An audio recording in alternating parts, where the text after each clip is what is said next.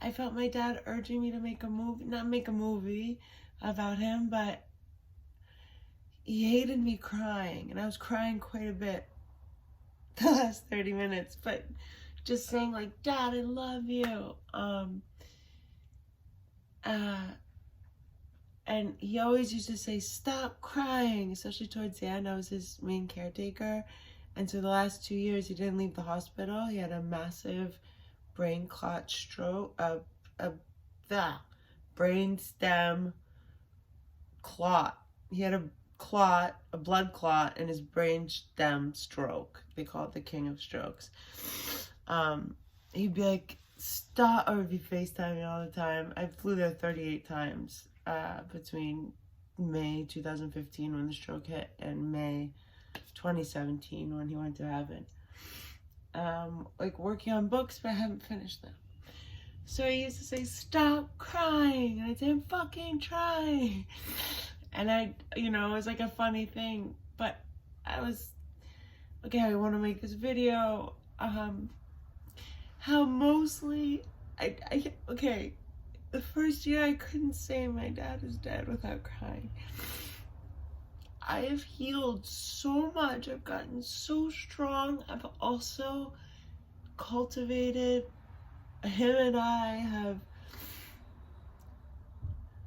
have a relationship with my Father in heaven, and the memories that we have, that is really beautiful. It's the closest thing to having him here with me. I'll take it, right? I was thinking, I'm just gonna do this raw. Like, I'm just gonna cry because that's what this is today. And it's not always like this. And it's all honor. It's all happy tears. It's all like, we did the best we could do with everything. But also I wanted to, and then the tears like shut off real quick. Like thinking about how my dad would say, I got a reputation to uphold. And I also heard him say, like, don't let anybody use anything against you. Don't appear weak. Don't appear out of control in any way, so that your sister or anybody can use anything against you. That you don't seem at all perfectly stable and clear. So my father, Lynn Cummings, was the most amazing human I ever met. I have his passport here. I have his driver's license. By the way, I don't know what the rumor about him being from West Virginia is, Whitney. Dad was born in Allegheny County. I have his birth certificate right here. It's right outside of Pittsburgh. And his grandmother, this is a cool one. My grandmother, my middle name is Virginia. Look, 20s. My middle name is Virginia. My grandmother, I have my mom's social security card. I wanted to mail that to her like a few times, and then I'm like, because my mom has dementia and she's in an assisted living facility. I'm like, no, I'm not gonna do that. Mail her. So my dad was born, he's a Leo, certificate of birth, Allegheny County, Pennsylvania. His birthday is, the date filed, and that was another weird thing. His birthday's always been August 2nd. My sister was like, it's August 3rd. I'm like, what? Pennsylvania, Allegheny County. Someone was saying that she's telling people our family's from West Virginia. No one in my family's from West Virginia. My dad had interest in Hilltop House Hotel in Harper's Ferry for like 5 years. We went there on like 6 vacations. And when he was tight on money, he would drive from DC to Harper's Ferry, which is about 2 hours, and go there and get food. Like, he'd come back with these big tubs of fried chicken, and obviously I was like 7, I wasn't vegetarian yet, mashed potatoes, and they were all in these big steel things. I was like, Dad, how did you bring this from the hotel? I mean, bless his heart, he was driving, he couldn't buy food, so he'd go, you know, he did bridge lending after he went to Harvard Law School, and then he practiced as an attorney for many years. I don't know how many, like 7 or so. And then he started doing bridge lending and got involved in a bunch of deals. But there was also this guy named Dixie who lived in Harper's Ferry near the Hilltop House Hotel, who was friends with my grandfather. But my grandfather was not Appalachian. Anyway, so yeah, I think setting this, I'm going through a sort of, when they happen at the same time, like, it's like a tandem healing, ultimately really understanding that my little sister is just something that I let go of with love in totality, in name, in idea, in concept, in everything, and with love. And that now it's time to like move forward, and a huge part of that is my dad's legacy. You know, like my sister and my brother were like not nice about how amazing he was, and I want to highlight that without tears. What I was going to say before was, when I was like kind of like, should I do this now, should I do this tomorrow, should I just write, should I not do this, yeah, I felt my dad like got a reputation to maintain, man. This is our art gallery that we own. Well, he did everything, but he put my name on it, which is probably for tax purposes. It was called 2 Car Garage Art Gallery in Savannah, Georgia. And that is my friend Dominique right here. Oh, sorry, that's Victoria. And then Dominique's on the other side. I'm in the middle. And that's his friend, the Philharmonic guy. So, my father's name was Lynn Cummings. And he was born in Philadelphia and raised in Roanoke, Virginia. And he was the oldest of 5. So, Catholic family. My grandfather was in military intelligence. My father was in the army and we'll get to that. Okay, so there's 5 children. There's my aunt, there's going in order from my father being the oldest. There's Kathy, Aunt Kathy. She's amazing. She's got the 27 acres in Roanoke with, I can't believe it, but there's no horses for the first time. As of a year ago, my horse Buster died, which is in our lineage of horses from my grandfather all the way down through me and my sister. Then there's Mark, who's the attorney in DC. After Kathy, she's the hippie that now she's got like 30 dogs, and she's always has like between 30 and like 20 and 30 dogs. And then like the upstairs cabin, which by the way is where I sent all my diaries. That's where the feral cats live. Oh, but Deer moved in. I talked to her the other day. Deer moved into the barn. It's kind of interesting with 2 baby deers. So they stay safe there from the hunters because it's on the Appalachian Mountains. I mean, the Blue Ridge Mountains. Excuse me. No Appalachia involved. And then there's the doctor. That's, excuse me. Oh yeah, Lisa's the baby. And then there's the doctor. My Uncle David's a doctor. And then Lisa is the baby, and she is like, she's just, you know, she just does what she does. She does like sales. I think now she's doing, like, she's selling homes and stuff, but she's always like worn a suit and coffee and 6 a.m. and out the door. For a long time, she's doing like, not public relations, but something for Orvis, the company Orvis. Like in the 80s, so we used to have all this like olive green stuff. Okay, so my dad was born to Gerald Cummings and Virginia Cummings. My middle name is Virginia, so Ashley Virginia Cummings. Yes, all through. Oh, that's not part of my dad's story. So he had married a woman named Candy before. His first marriage was to a woman named Candy, and he had my brother Kevin. Kevin Cummings lives in London. That's my older brother, half brother. He's been in London for a while, and he grew up with us as if, like, I mean, he's my brother. If I had a shit list, it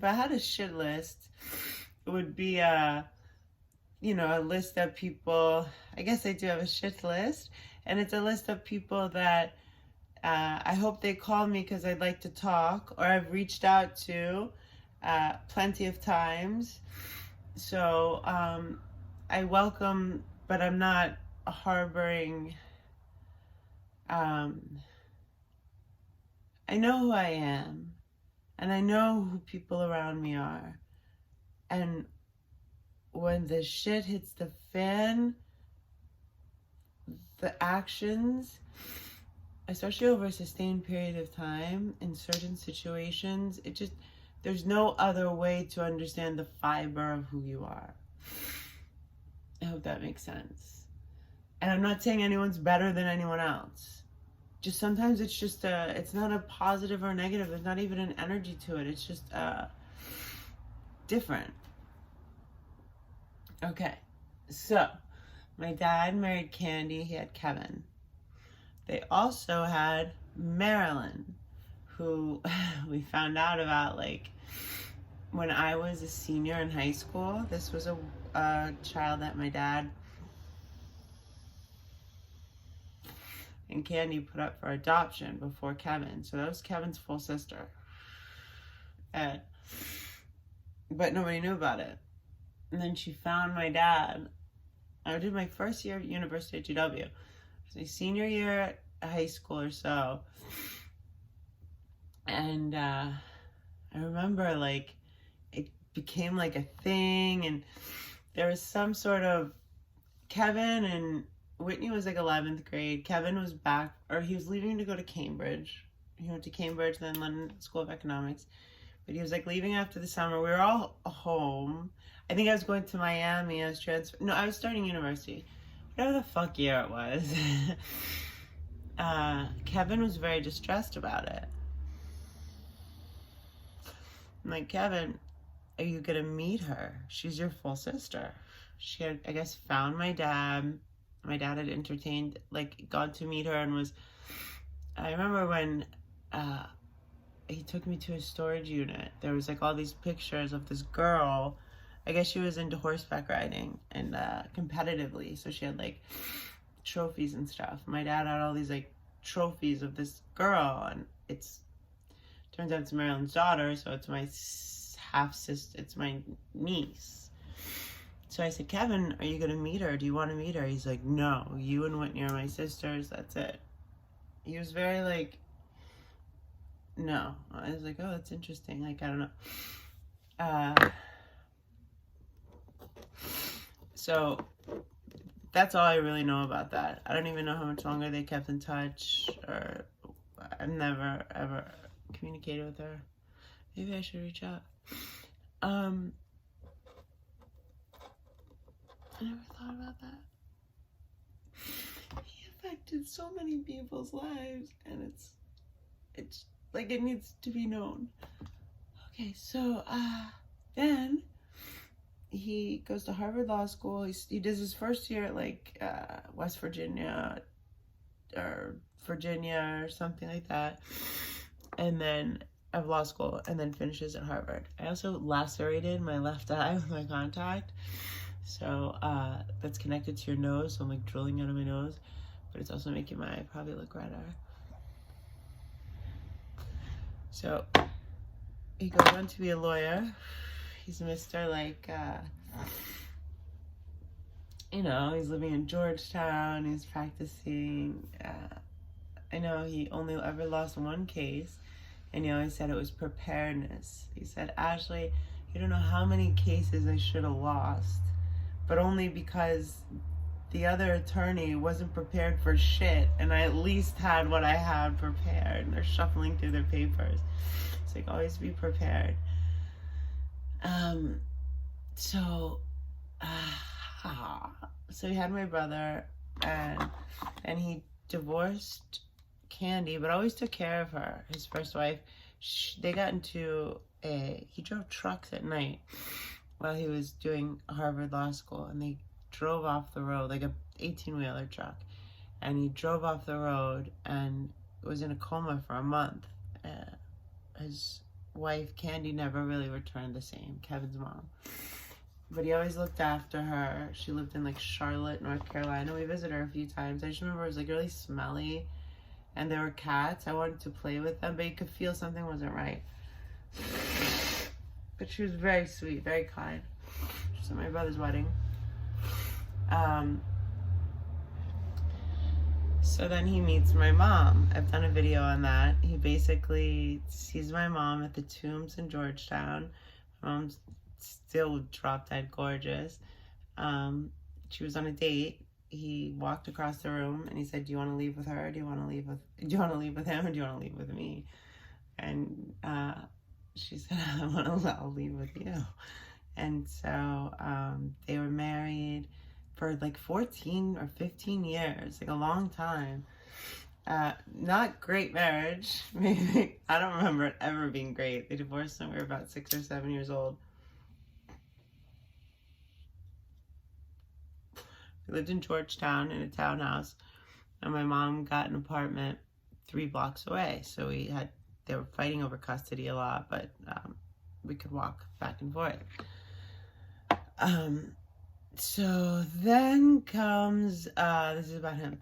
So then comes, the divorce with my mom was intense and long. And then he had an issue that, for the purposes of time, he stopped practicing law. He could have started at any time, but there was a part of him that I'll explain in a different video that didn't want to. So he started doing bridge lending. Very, very, he brought everything that he learned from practicing law and all of his knowledge to very, very complex and structured loan deals, right? With people that couldn't go to banks on top of that. So it was like high risk. I remember time he was telling me high risk commercial lending, and then I parroted it off at a, some kind of teacher student dinner or something, and I was like, my dad does high risk commercial lending. He's like, Ash, you don't have to say the high risk part. I was like, okay, Dad. I didn't know. But he never let me take the bus. He always drove me to school, or he walked me. There were 2 years when my parents got divorced. This never happened to my little sister, who claims to be, come from such a poor family. She was always in private school. She never ever went to public school 1 year. I was put in a DC public school, 5th grade, which was super traumatizing. I and one other kid out of grade 1 through 6, I think it was, or 1 through 5. There's only 2 white kids. It was some weird zoning thing. Like, everyone in Georgetown was white. All these kids were bussed in from Anacostia. And whatever, for some reason, my grandfather was able to pay for one of our tuitions or something, so he paid for Whitney's. And I could have gotten kicked out of a school that year very easily. I got kicked out of a bunch of Catholic schools. He walked me to the school every day. He was there waiting for me every day when I got out. And he always gave the man, this homeless guy, not every day, I would say at least once a week, $5. And back then, I was born in 81, so $5 was a lot of money. And he was always nice to everyone. I just remember him always saying hi to everyone. He would take me to the gyro place, and they'd all say, "Hi, Ashley," and he'd get me a Coca-Cola and a gyro, and then we'd walk home to Cambridge Place. It was on Wisconsin Avenue.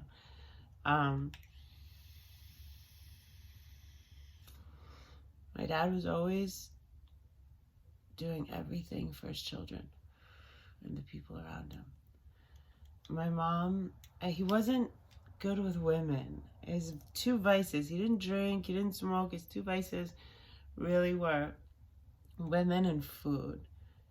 He tended to eat a bit, and he was he liked the attention of women. It was hard for him to be monogamous. He didn't fall in love, really. He told me until he was like 72 years old for the first time.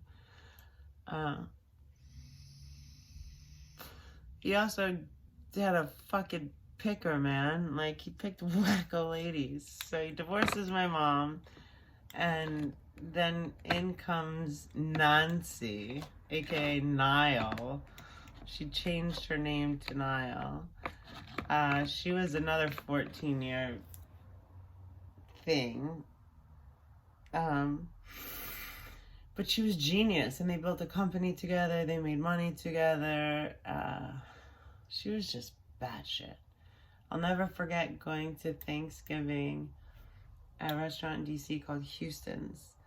And it was Nancy, my father, and me. And she was very, like, DC. Her nose was always like this. And her fingers were always like this. She, like, displayed her jewelry a lot. She always complained about food at restaurants. I can't stand when people are rude to waiters. I would never go on a second date with a guy who's rude to a waiter or a waitress or demeaning in any way to anyone. It doesn't matter where we go. This woman complained about food and beverages and table setup and the color of the fucking wall. And I would be like, anxiety. My dad and I both, And so it's Thanksgiving, so it's like, I have to go. I think I'm like 17 or 18 or something.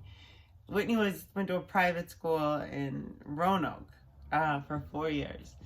But, so I think it was this year because she was not there. So it was the three of us, and it was Thanksgiving, and my dad was always